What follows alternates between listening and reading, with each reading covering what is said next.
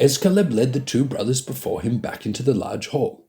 Silence filled the room as each fairy paused what they were doing and stood in amazement, their faces filled with wonder and curiosity. It was indeed a long time since a man-child had entered the fairy halls under the mountain. Presently, Escaleb raised his voice. "Let me introduce our two newest guests, Jonathan and Timo, of the house of Eber." At the mention of their uncle, there was much chatter and a murmur arose around the room. It seemed to the two boys that their uncle Eber was well known to the fairies. What else did they not know about their uncle? Two tall fairies approached the visitors. They were wearing what seemed to be leather armor, but it was so beautifully woven together that it may have well been a ceremonial suit.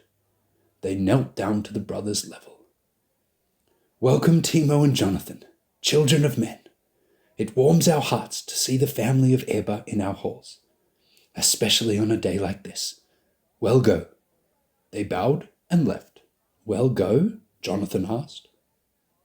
"You are welcome, and he bids you the same blessing when you go." Escaleb smiled. He led them through the large hall, which had now returned to the same level of busyness as before. 3 young fairylings ran over to Jonathan and Timo, their faces beaming with excitement. "Well come and well go," said one. "I'm Smith. These are my sisters, Mahoney and Mally." Their eyes were examining them from head to toe. "Why are your ears so funny?"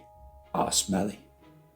Jonathan did not know how to reply, but he felt quite embarrassed by his very normal ears. As they ran off, Timo heard them whispering excitedly to each other. "The child of man has come." Escaleb then led them into a large corridor that extended further into the mountain, and then through a large and beautifully decorated archway, which brought them to an equally large staircase, carved into the very rock of the mountain.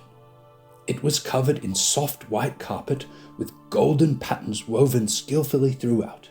"Where are we going?" asked Timo, gazing at his surroundings. "Before I take you home, you must pay homage to our king." Escaleb looked down at the brothers, who now looked rather nervous. "Don't worry, he is a good king. But mind your manners, for he is the king." Timo and Jonathan followed Escaleb further up the stairs. As they passed through 2 extremely beautiful stone doors, they entered the grandest room of the mountain. The children were amazed at what they saw, and to Timo's surprise, he could have sworn that he had been in this hall before. It looked very familiar, although it seemed to him that a particular statue was out of place. He put the thought out of his mind. The king's throne room was a sight to behold. It must have once been an ancient cave with stalactites and stalagmites on either side of the hall, beautifully preserved by the skilled craftsmanship of the fairies. Throughout the natural cave were carved pathways, seating areas, and a throne. The throne seemed to shine with its own light, and upon it sat the king.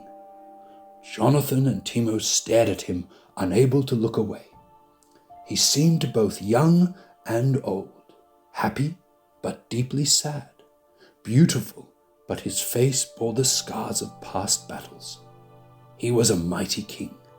He had only just been briefed of the arrival of the 2 children of men, and he rose from his throne, smiling at the children.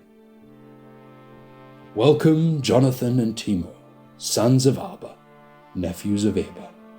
At hearing their father's name, now mentioned by the king of the fairies, questions flooded their minds. But the king continued, "I am Toormas, son of Hud, son of Powell. I am sure you have many questions, which my nephew Escaleb may answer in due time. But I am afraid I too have questions. How you came to our halls, and what drove you into the mountain." Jonathan recounted the story of their adventure from the start. The king found the finding of the great bow interesting and asked what it looked like and how the feathers of the arrows were arranged. He asked about the voices they heard and what they said. He seemed very concerned when Jonathan repeated the words, I'll be needing it soon. Finally, he sat back in thought.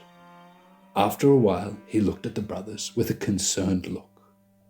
Tales like yours are becoming more common in these days. I am glad you found the safety of our halls while they remained safe. His gaze wandered off into the distance. A fairy entered the hall and approached the king.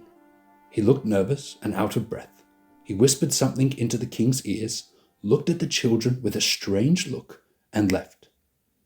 As he passed, the children realized he had only one ear. "My uncle and brother to the king," Escaleb whispered, and it seemed to the children that he found the situation rather amusing. They, however, were mortified and very much embarrassed at seeing the fairy they had tried to shoot. What happened next happened quickly. A terrible sound was heard that shook the very core of the mountain. Boom, boom, boom. It was answered by the blaring of bright horns, as if to counter the terrible noise. The king and all who sat in the room quickly stood to their feet. A man ran into the room, and the children recognized him immediately. It was their uncle. Erba ran to the king and quickly bowed. "My lord, trolls have reached the northern gate. They are many and bring with them large rams to destroy your gates. If you are to leave, it must be soon." He scanned the room, and when his eyes fell on Jonathan and Timo, he cried aloud in shock. "My boys, what are you doing here?" And running over to them, he knelt and embraced them. His face was full of fear. He turned to the king. "My lord, I must apologize for my nephew's intrusion. I take full responsibility for their arrival." "No apologies are needed," said the king. "We knew the trolls were gathering in numbers, but we thought we would have more time. We must leave these halls tonight. A dark day indeed for the fairies. As for your responsibility, that is now to your nephews. I bid you take them home via the west tunnel. It will be safe for a day, maybe two. Our gates will hold at least that long. We will take the east road to distant lands. When the trolls break in, they will find our halls empty." His face looked sad and deeply troubled. "Why don't they stay and fight?" Jonathan whispered to Timo. The king heard. "We will not fight our brothers." The children stood confused. Erba bowed to the king. "Thank you, my lord. Well, go," and taking Jonathan and Timo by the hand, led them swiftly out of the room.